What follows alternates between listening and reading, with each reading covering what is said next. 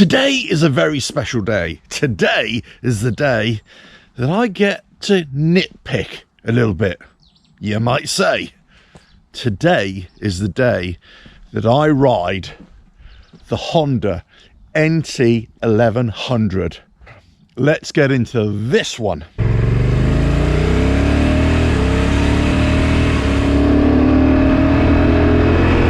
Hello, welcome to RevelatorAlf. I hope you're all well. So as you know, I'm on this journey of discovery to try and find my next replacement bike, if I so choose to do so, or whether I stick with my Harley Davidson and upgrade it, right? I'm looking for some kind of touring capable, commuting capable motorcycle. I heard about the NT 1100s from Honda, what great bikes they were for touring and everything like that. I thought I've got to give them a go. I've got to give them a go. On paper, when you look at them on a website and everything, it doesn't do the bike justice. In my humble opinion, it doesn't do the bike justice. I think the bike looks a lot better in person. A lot better. From the side, with the boxes on it, it looks, for me, it looks really good. From the front, LED lighting all around. Movable screen, which goes up and down. It's a manual screen, as most of them are these days. And it rides, the riding position is absolutely brilliant. So from a function point of view, and I don't hate the looks, okay, this ticks a lot of boxes. Now, for the boxes, as it were, side boxes, the panniers don't fit a full-size helmet, but it can fit everything else in. The left side box is bigger than the right side box. The top box, that's a 50-litre box there, and that can fit 2 full-size helmets, or thereabouts. It's deceptively small. So in other words, it's like a TARDIS. It's bigger inside than it looks on the outside. Is this the bike for me? It could very well be, but not like it is. And I'll tell you why. Okay, so I went to the dealership. Great, those lovely people from Honda. This demonstrator that they've got is the DCT, which is essentially the automatic transmission on it. And it's not that it's bad, but it just takes a lot of getting used to. And also, I just feel that it lugs the engine too much. When you've pinged the throttle and you're on the open road, no problem. It rides beautifully. It's really smooth in the gear changes. You can't hear the gear changes, really. It's a faint little click that you can hear. But it goes up and it goes down. Really, really nice. But what you find is that with all automatic transmissions, I find, in my car it's exactly the same, you're heavy on the brakes all the time. Just to be able to get that engine braking that you want, and for it to brake properly and also to accelerate properly thereafter, or going into bends, that kind of thing, you find that you're on the brakes a lot more than you would on a manual bike. The other thing is with this DCT is that it tends to hold the gear too long, in my opinion. It doesn't knock down the gears and it doesn't go up in the gears quick enough. So what that means is that you're in a higher gear a lot of the time and at low RPM, and it's kind of chugging along. There's a lot of vibration as you're going along. Then when you're on the open road, you start pinging it and it catches up with itself. It seems to be all right. So for me, that would just wind me up. And I did say to the guy before we even took it out, before we even started talking about manual or DCT, I said, oh, I'm looking at the manual. And this is proven why, because it's a great system. Don't get me wrong. The DCT is a good system. I just don't think it's suitable for my kind of riding, if you know what I mean. The bike itself is really, really nice. And I've got to say, when we took it out of the dealership, the screen wasn't working at the top.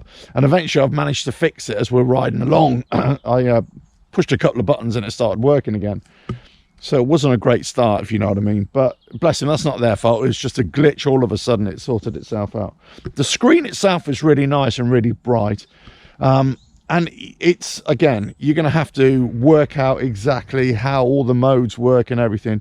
But you can put it in drive mode on this. It's on a tour mode, and it's got rain mode and a couple of other user modes as well.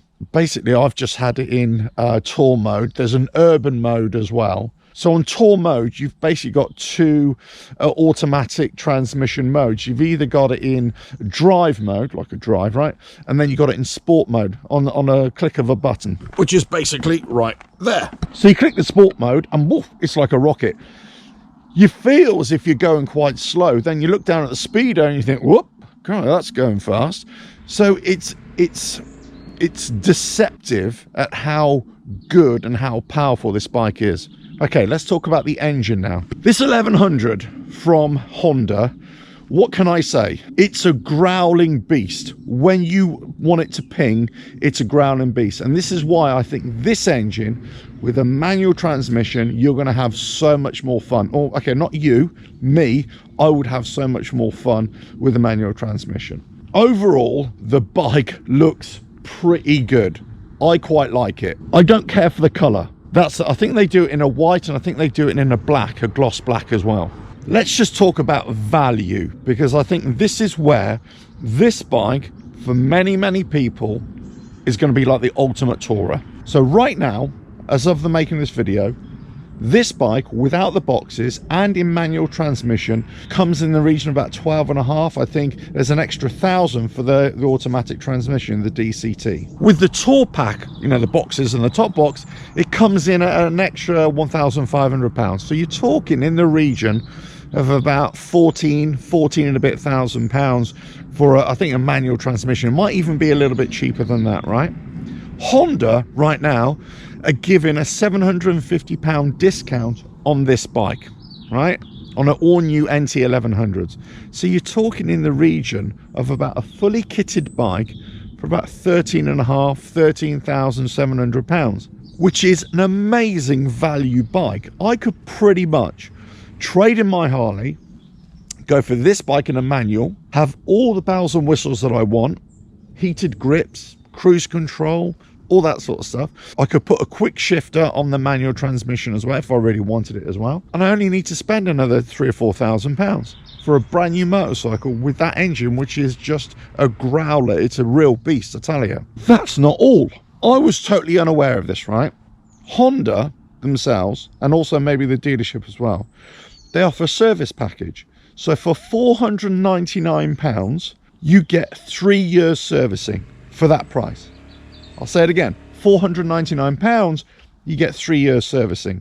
Each service is in the region of about £250 on this bike. Other bikes are so much cheaper as well. Why have they done that? Okay, basically, I think what this comes down to, and what the guy told me at the dealership, was that they were finding that people were getting their bikes and they were tinkering with them, maybe doing their own service or whatever they were doing, and they were basically losing their warranties. So what they said is actually they don't want people to lose their warranties or lose out on their warranties. They want them to keep their warranties, right? So how can we make this cheaper for them? Because this is the biggest complaint. Oh, service cost, right? So they say we're going to make it so cheap that why wouldn't you buy it? Why wouldn't you buy that service plan? Because it's so cheap, and you get 3 years free servicing, and you're no doubt going to keep your warranty as well, because there's nothing to do on the bike. Quids in, you know, it's a great deal, isn't it? It's a great deal. And I'm thinking value for money. Great all-round tourer, really comfortable seat. This is a comfort seat on this one, really comfortable. Pad on the back for the top box. My other half, she's going to love sitting on there and resting back on that. It doesn't have all the radio and all that sort of stuff, but you've got Apple CarPlay and you've got Android hookup as well to the screen, so you can just work everything off your phone in terms of sat nav and all that sort of stuff. Overall, this is probably doesn't have all the bells and whistles that, let's say, that other touring bikes have, no doubt, but it has everything that you need, or everything that I need. I cannot tell you how surprised I am with this bike. I was coming into this thinking, you know, okay, I've got to try it. I've got to try it, you know, just to tick the box and, you know, dot the I and cross the T, because I'm trying to do that right now. But I'm so surprised about this bike. So surprised at how good it is. It didn't get off to a great start with the screen failure and the seat wasn't fitted properly and all that sort of stuff. But look, I'm willing to overlook that because I know, you know, things happen, right? But overall, the way this bike is, I'm telling you, I wouldn't go with this the color. I wouldn't go with the DCT. That's a personal preference. I just think it stays in the wrong gear too long and it lugs the engine and it vibrates too much at lower RPM and low speed. But overall, this bike is a great bike. Now, stylistically, that's another thing. You know, do you really like that kind of style? That's another thing. If there was a minor criticism on this bike, and it's not a criticism, it's more of a preference, I would prefer on one of these bikes to have a shaft drive rather than a chain drive. but that's a personal preference for me. I think if I'm going on the longer distance rides, or the no nonsense commuting, no nonsense longer distance rides or touring rides, I don't want to have to be thinking about, you know, oiling the chain and all that kind of stuff. I know it's a minor little thing, but as you get older, you kind of think about these things, and as you get into these touring bikes, you kind of think about these things.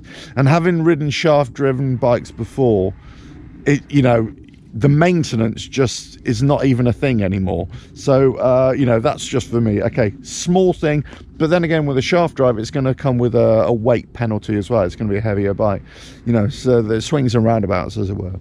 All I can say is this Honda NT1100 has really surprised me at how good it is. I just don't think it's a great bike in the DCT.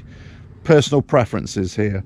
I'm not saying I hate it. I just think on these kind of back roads especially, which a lot of my riding is, you know, especially my commuting rides, that vibration, that lugging would really start to hack me off.